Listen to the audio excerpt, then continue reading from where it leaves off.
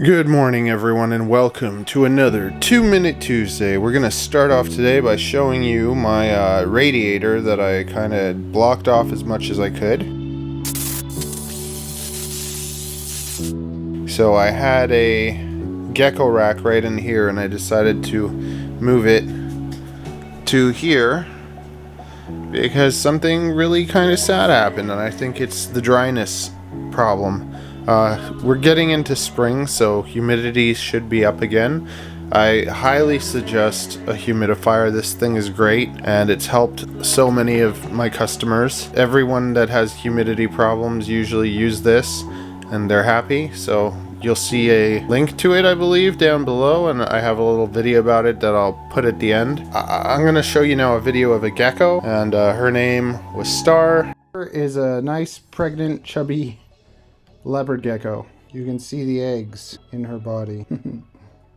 Very nice.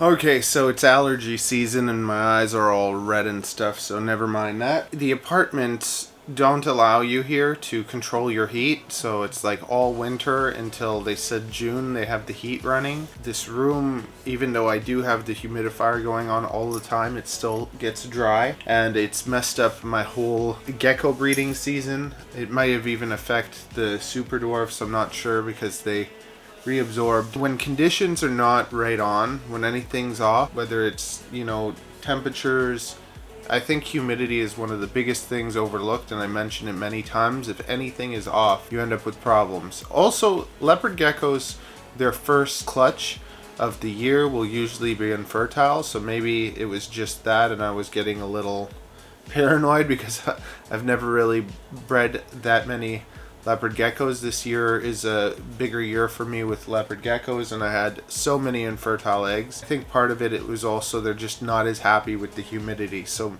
moving them away from like the heater and blocking it all off is basically something I probably should have done earlier, but I didn't, and I ended up losing Star, and it really sucks because and by losing I mean she died, just so that you understand, because some people, I say things and they're like, they don't understand unless I clearly explain. So she died. She had an interesting story because she survived quite a bit. Yeah, she's one of my first leopard geckos, and in my old apartment once I was on a trip to New York for a film festival. She got out, and at the time there were like a few mice running through my apartment, so I had mouse traps. Ariel gave me a call because she had one of her little feet was stuck in the mouse trap, and if I had an animal named Scarlet, a Savannah monitor, and if anything was like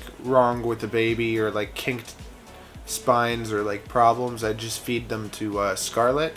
So Ariel's like, oh, let me just feed her to Scarlet, because Ariel doesn't really like geckos anyways.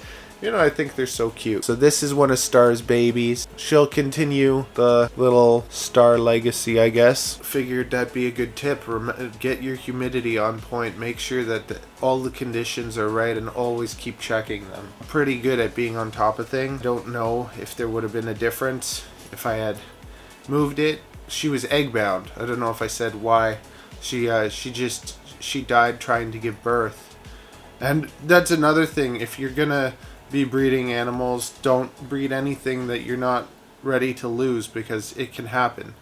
This is my first time in a decade losing an animal to breeding, so that's kind of interesting. I've never had an animal die because of breeding. It's always been just babies trying to thrive, babies that don't make it, babies that don't eat, or babies that are just not developing right, or came out with a deformity that would be painful to them, so then I just fed them to my Crebo or Savannah monitor at the time. Felt like sharing that with you. First video, humidifier video.